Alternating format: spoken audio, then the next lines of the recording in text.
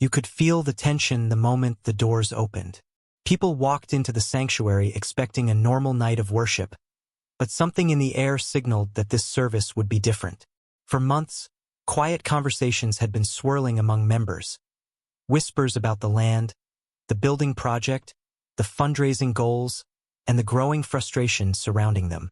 But nobody expected the situation to shift so dramatically, or so publicly, as it did that night. Bishop Marvin Winans stepped to the pulpit carrying the weight of a leader who has spent years trying to move a vision forward. Perfecting Church has long been known as one of Detroit's most ambitious ministries, built on faith, music, community, and a dream that stretches far beyond ordinary church walls. But dreams come with a price, and on this particular night, that price suddenly became the center of attention. During the fundraiser, as totals were being read and people were giving, a moment happened that no one in the room could have predicted would later explode across social media. A member gave $1,200. For many, that was a significant sacrifice, but the reaction it sparked changed everything. Bishop Winans expressed disappointment at the offering numbers, his frustration evident in his tone. It wasn't the amount itself that caused the uproar.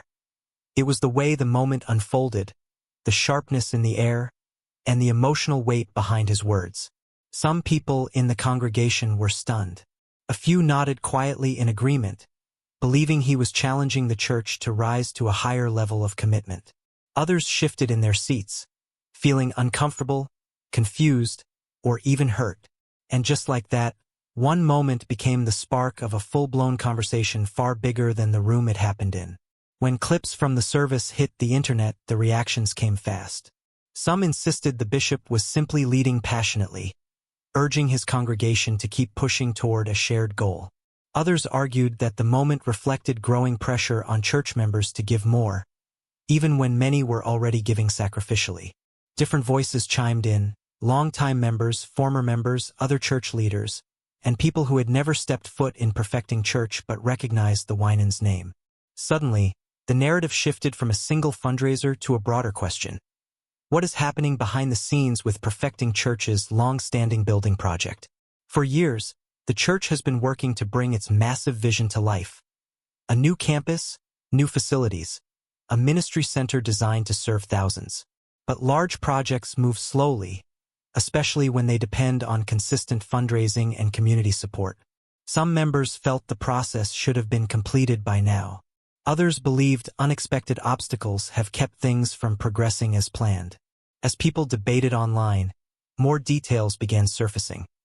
Not accusations, but long-time frustrations, memories, and opinions that had been simmering for years. Some said the pressure to give had intensified. Others said they trusted Bishop Winans completely and believed he carried a God-given vision too big for ordinary timelines. A few admitted they didn't know what to believe anymore. Inside the church, the reactions were even more complex. Some viewed the viral clip as a misunderstanding, insisting the bishop's tone was rooted in urgency, not condemnation. They argued that major ministries require major resources, and that leadership sometimes has to push when the mission is at stake.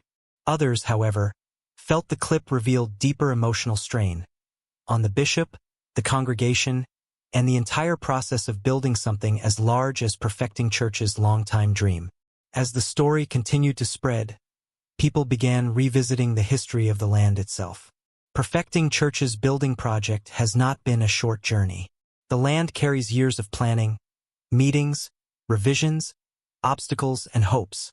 Some pointed out that the delays were connected to logistical challenges. Others speculated that miscommunication played a role. Still others believed the church had been trying to accomplish something monumental without the consistent resources needed to bring it to completion quickly. And then came a shift, one that pushed the entire situation into entirely new territory. Quietly, behind the scenes, a legal dispute involving the land entered the picture. Not a scandal, not an accusation, but a straightforward legal matter that required court involvement. Caught people off guard. Some wondered why such a respected figure was suddenly connected to a court case. Others quickly realized the truth. Land issues can be complicated, even for churches, and sometimes the law simply has to clarify boundaries, agreements, or documentation. Still, the fact that Bishop Marvin Winans had to appear in court only intensified the conversation. Supporters saw it as a routine matter blown out of proportion. Critics saw it as evidence that something had been building for a long time beneath the surface. Most people, however, simply felt surprised that such a quiet issue had reached that stage. Inside the church community, emotions ran high. Members felt a mixture of loyalty, curiosity, and concern. Some wanted to protect their bishop and their church from outside speculation. Others hoped the legal process would finally bring clarity to years of uncertainty. Old memories resurfaced. Times when the community came together for the vision. Times when delays made people worry. Times when faith pushed them forward even when progress was slow. Through all of this, one thing became clear. The situation was bigger than a viral clip, bigger than a fundraiser, and bigger than one night of tension in a sanctuary. It reflected the struggle many churches face when vision meets reality. The financial strain, the emotional weight, the pressure on leaders, and the expectations of members who have been giving, hoping, and praying for results. As Bishop Winans faced the court, people watched closely. Not to see him fall, but to understand what was really happening.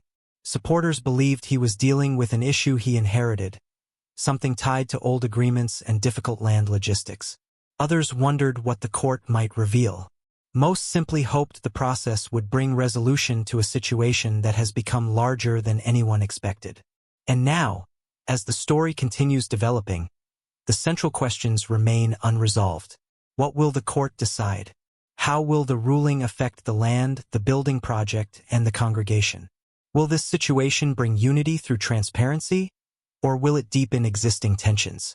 Through it all, the church community waits. Members talk. Observers speculate, supporters pray, and the story moves forward, quietly, emotionally, and undeniably publicly. What began as a small moment in a fundraiser has turned into a conversation about leadership, trust, vision, responsibility, and the complicated reality of building something bigger than yourself. No matter where people stand, one thing is certain. The eyes of the community are on Bishop Marvin Winans, not in judgment, but in anticipation. Because the next step, whatever it is, will shape not only the future of perfecting church, but the legacy of one of gospel music's most respected and influential figures.